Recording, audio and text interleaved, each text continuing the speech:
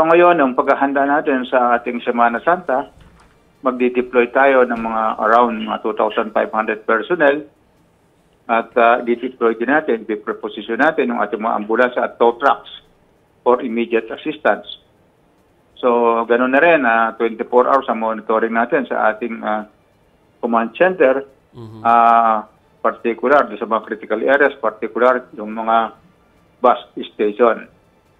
So, ang provincial buses naman, from April 9 to 15, i-allow natin sila sa EDSA from 10 p.m. to 5 a.m. So, balit pagdating ng April 16 to 20, i-allow na natin sila sa EDSA 24 hours. Tapos yung number coding, sir, April 9, araw ng Kagitingan, pati Holy Thursday and Good Friday, lifted siya. Yes.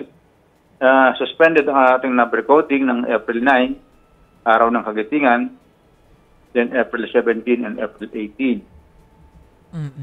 Pero, sir, kanina traffic na no? Pero hindi pa ito yung peak ng biyahe ng mga magsesemana Santa. Kailan po ba natin inaasahan na mararamdaman natin sa ating mga kalsada yun pong mga pabiyahe na dahil po sa Semana Santa?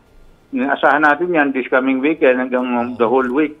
At naman, ang nagiging traffic naman pagka ganyang Semana Santa ay sa atin lamang mga bus terminal. Opo. Kanya yun ang tututukan natin, yung mga bus terminal. So, ganun din, yung mga buses natin na from North Luzon, i-allow natin hanggang Cubao Terminal.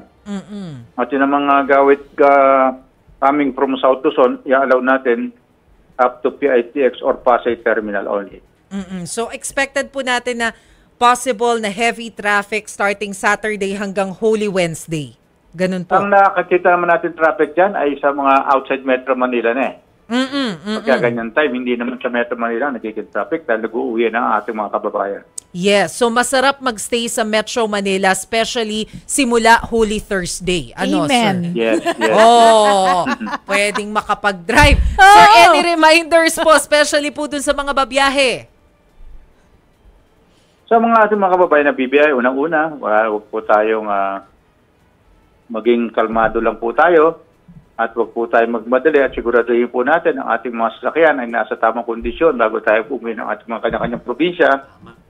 At doon naman po sa ating mga kababayan na nagko-commute, masakay ng mga buses, unang-una, huwag po magdadala ng mga pinagbabawal.